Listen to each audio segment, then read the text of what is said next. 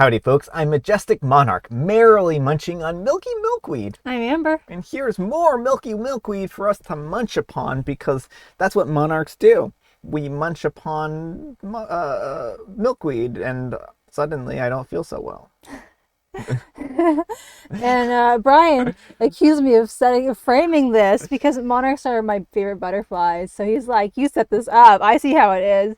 But it actually, this time was just coincidence.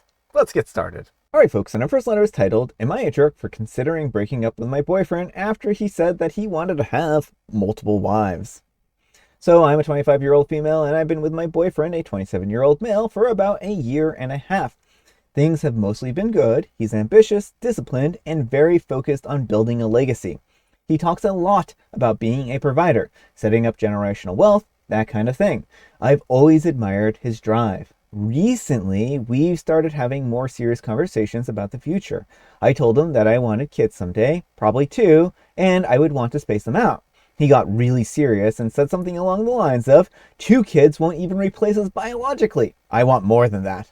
I didn't think much of it at first, but some people want big families. But then he said, very calmly, that if it were to be socially acceptable, that he would consider having multiple wives. Not for love, not for emotional connection, but strictly for biological efficiency, so that he could produce more children faster and leave behind a stronger legacy. He even said that I would be the quote-unquote main wife. How flattering. And others would help with the workload of pregnancy and child rearing. Like we're opening a baby factory. I was stunned. I asked if he was joking, but he was completely serious. He said that it was just a logical biological approach and that I shouldn't take it too personally. Since then, he's been sending me articles about population decline and talking about how most women lack vision when it comes to legacy.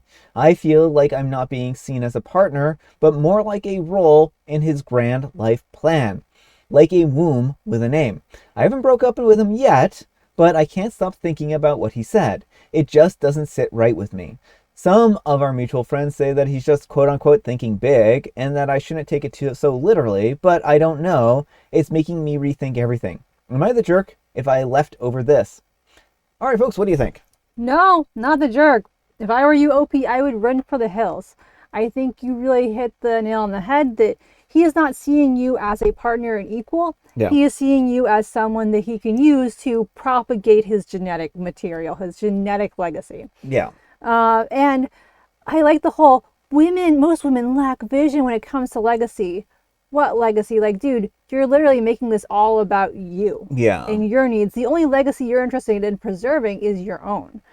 Yeah, well, and also his whole, you would need more than 2 kids. I mean, that's actually untrue. You need exactly 2 children to basically replace you biologically, right? And I mean, that's why the population rate needs to be around like 2.3 kids per parent in order for, population to have a steady, plateau type of thing. So really what that works out to is that everyone needs to have 2 kids and then occasionally someone has to have a 3rd kid, right? Mm-hmm. Now, what he's describing here isn't, polyamory. It isn't ethical non-monogamy, which some people do find something that they want, right, out of life. What he is describing is a harem. He wants a harem of women to serve him, essentially, while they go and do the child rearing, and he can go be the provider or whatever. Yeah. I like how, he is nowhere in this, like, taking care of these kids, having any role in their lives beyond providing genetic material. Yeah. It's like, it's not a legacy if you're just a sperm donor, essentially. Yeah. Oh, I was just going to say, or a cult, right? Mm-hmm. Like, and you're right. I mean, he is essentially trying to say what his legacy is. And again, like, I think OP's instincts here are right. He is treating her like an incubator. He's not really giving any consideration to what she wants.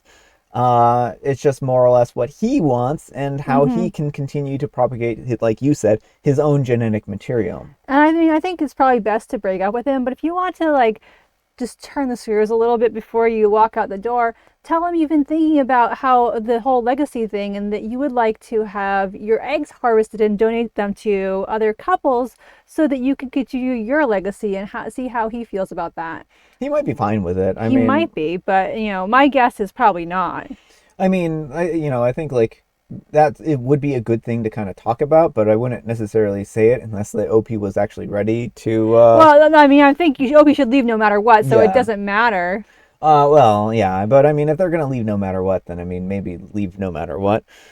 Again, like I don't think that this is anything that OP should actually involve themselves with, because his vision here of what he wants isn't an ethical view of what a relationship can be. It just seems like he wants to be a patriarchal lead over a bunch of women, and have them subservient to him in some way, shape, or form. And that's the vibe I'm getting here. Whether or not maybe that's an accurate picture or not, that's the kind of picture that OP's painting, and it seems kind of icky. Oh, it is. Oh, well, I wouldn't love them or anything. Like, well, that you're makes literally it even worse.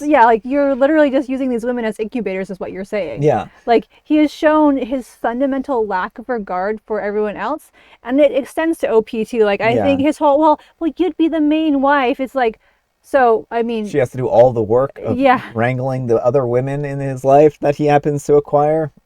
Yeah, like she's the bottom girl. That's what they call it in cults. So yeah, no, I mean that's the actual terminology. So she would be what would be called the bottom girl in his cult, a sex cult that he's creating here. Plain and simple. But let me know what you folks think. So anyhow, take care and good luck. All right, folks, and our next letter is titled "Worried about my boyfriend, a 30-year-old male, and that he has unrealistic career goals." And Amber wants to read this one. I'm a 29-year-old female, and my boyfriend, a 30-year-old male, has a passion for writing and wants to become an author. We've been together for about 2.5 years. He has an English degree, reads a lot of literature, and is very creative in terms of storytelling, and I truly believe he can write a good novel. The problem is, he's overlooking good career opportunities in lieu of pursuing writing full-time when he's only maybe halfway through the first phase of writing his book. Right now, he's a tech field agent and makes decent money, like $50K annually, but he also says often that he hates his job. His job offers a paid training program where he could learn more advanced technology stuff. I don't understand tech, so I can't explain it better, but he says he doesn't want to do it because writing is his dream, not doing IT. He says that all the time he would spend on learning the new systems, which takes about a year, is time he could spend writing his novel. He says, let's just wait until I write and publish this book. Maybe it will do really well and I can finally quit my job and write full time. But I don't know if he knows that writing a book can take years to publish, and even then making decent money right off the bat is nearly impossible. We don't want kids, but we do want to buy a house in the next few years and enjoy a comfortable life. Right now we live in low-income apartments, and we do all right, but can't afford all the things we wish we could. I just can't help but feel like he's setting himself and our future back by not taking the opportunity to make a better living in the meantime. I absolutely want to support his dreams, and I want him to write, but also if he has the capability to move up in a field that pays well, I have a hard time seeing why he wouldn't want to do that now and put the writing to the side a bit until we're financially more comfortable. How do I talk to him about this without crushing his dreams? Or am I being a jerk for thinking he should consider a job he doesn't love over his passion? All right, folks, what do you think? I think OP and her partner need to have a long sit down. I think there are valid points on both sides. I do think OP is being a bit of a jerk here in that she is prioritizing income over satisfaction. Yeah. And so I think he's already said he hates the field he's in. Yeah. But he's willing to do it to bring in an income. But why would he want to advance in a field that he absolutely hates? And so Opie does make a good point that it is really hard to make money off of writing. Even most writers who are publishing with traditional publishers, even hitting the New York Times bestseller list, are a lot of times still working a 9-to-5 job because there just isn't a lot of money in writing these days. Very, very few authors can actually, regardless of skill level, you can be a very, very talented writer and still not make a living wage from your writing. Yeah. Is the unfortunate reality. But the flip side of that is you have to be writing to be a writer. And OP's whole, well, let's just put things to the side. How long does he have to put this to the side for? Like, I know it's 1 year right now, OP is saying, well, 1 year of training. But I have a concern that, like, if OP's eye is always on the monetary prize, when is his dream going to, when is he going to get to follow his dream? Yeah. They need to sit down and have a long talk about finances, a long-term financial plan, a long-term financial goals, how they're going to accomplish that, and what kind of money they want to set aside in order to make those goals happen. And then they can figure out from there what they need to do, how long they need to sacrifice, both of them, in order to achieve those goals. Now, I don't think that OP should be the only person sacrificing in this relationship, and I do think that he needs to also be bringing in some kind of income, but it sounds like he's willing to do that, just not necessarily wanting to really build a career out of what he's currently doing. Right. It sounds like he just doesn't want to rise up the ranks in the way OP wants. And I think some of that concern might be that if he has to take on more responsibility, then it's going to take away from the time that he can write. And that's a perfectly legitimate, reason to not want to do that. Now, I think that OP should just be patient. Honestly, like, he is clearly going to be writing. He's going to be doing, taking his time to do these kinds of things. And, half of the battle when you're doing writing is getting stuff out there, right? And it might just be that he publishes a couple of things, gets very discouraged with it, realizes that it isn't what he wants to do, and then, maybe stops doing it. Or maybe he continues to do it for the long term because he really enjoys it and he's passionate about it.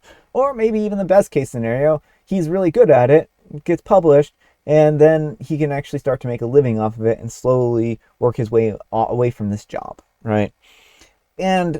But OP needs to have an open mind and not try to control his life, because certainly, like, it's not going to make him a happy individual.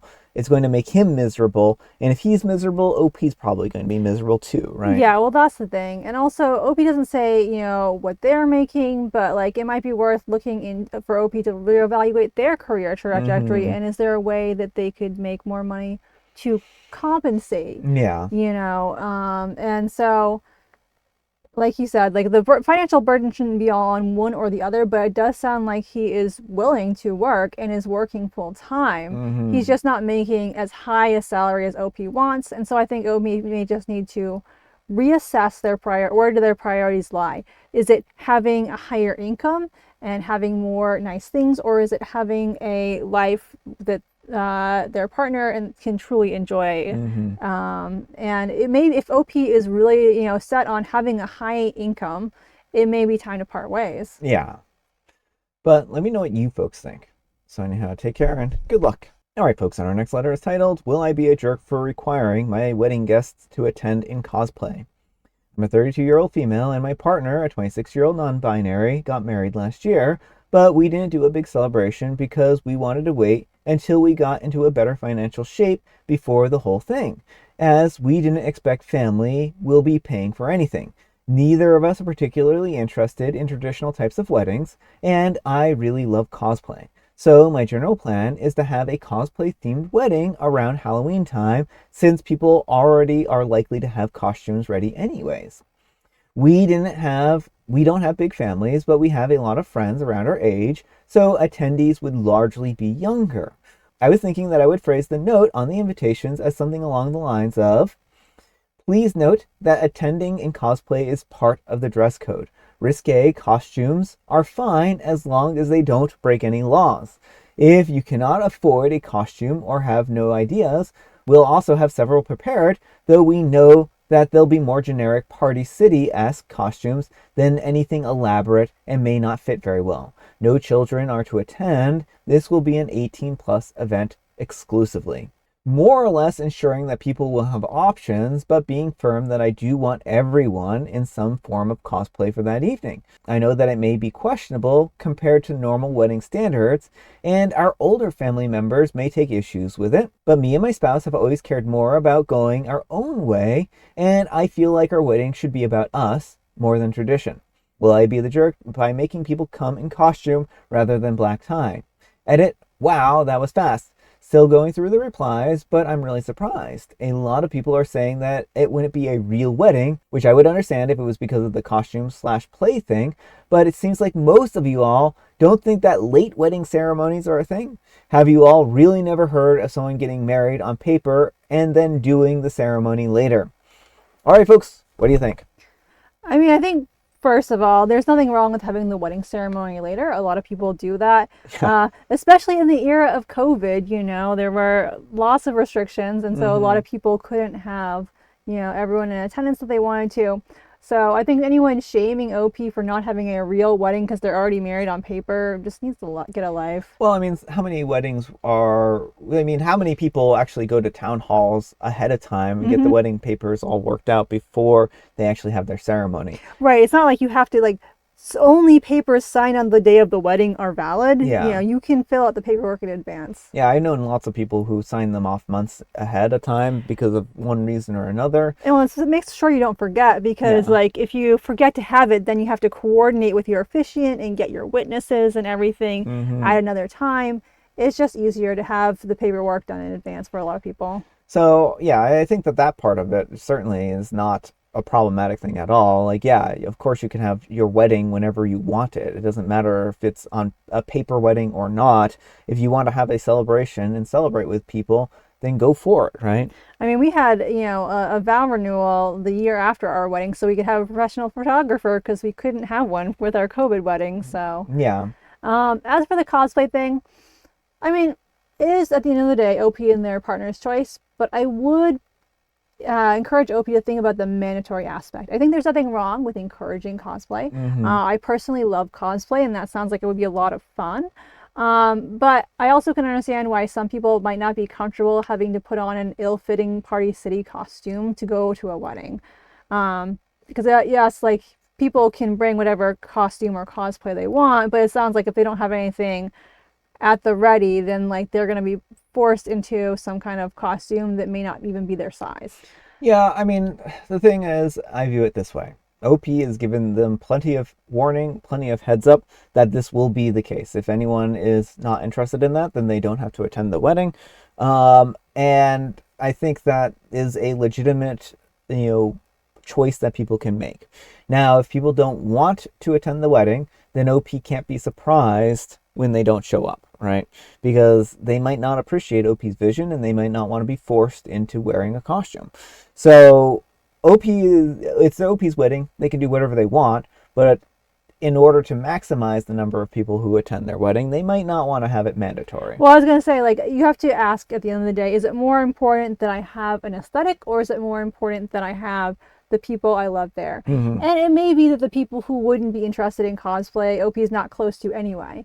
But if there are people who you think would not be comfortable, in a costume, or people who have trouble with costumes for accessibility reasons, not all costumes are easy. Especially heavy cosplay costumes. I know the OP said the voluntary ones are going to be more, or the extras are going to be more Party City, but some people could have trouble getting in and out of a costume at the wedding venue or any number of things. I think at the end of the day, of course, it's your wedding and your vision, and you can do it as you wish. But are there people in your life who you would really love to have at the wedding who this requirement would make feel uncomfortable? And is there a problem with having some people in regular clothes and some people in cosplay? Well, let me know what you folks think. So anyhow, take care and good luck. All right, folks, it is tea time. Grab your beverages of choice. I've got some tea right here, and Amber, she has a joke. What might you get if you cross a fictional haunted house with a beverage brand? Oh, you would have a ghost of cola, and that basically would cause the ghosts to come out, and they would be bubbly, and they would be fizzy, and then you would have Coke ghosts, which sounds like it might be illegal, but I assure you it's perfectly above board. Rose red tea. Oh. And today is Red Rose Day. Oh, so go find yourself some red rose tea, and go to Red Rose Manor. Rose Red Manor. Rose Red Manor. And then have some roses there and drink your tea. I don't know. Today, to clarify, is celebrating the flowers, I believe. Yeah. But the red roses themselves. But I just thought it was a chance to bring in a Stephen King joke. And I have licorice spice. All right, folks, that's all the time we have for today. Actually, let's. All right, folks, that's all the time we have for today. Thank you so much for watching. Happy terrific Thursday, Friday Junior Eve. Wait, It's Friday Junior. Yeah. All right, folks, that's all the time we have for today. Thank you so much for watching. Happy Friday Junior, folks. Happy Friday Junior. Thanks so much, Amber, for joining me today. Thank you for having me. Amber, we need some kind of moral advice and or guidance. And please, have it on cults. Don't join cults. Don't make cults. Stay far away from cults. Yeah. Unless you're reading about them in fiction. Yes. Like in my book. Amber does have her book coming up. I promise that I will eventually post a link to it. I have yet to do so, but maybe I will. Yes. Soon. Well, I mean, you can also find all the information on my website, amberhathaway.com. Mm-hmm. So I have links on there too. But thanks so much for watching, and we'll see you all tomorrow. Bye.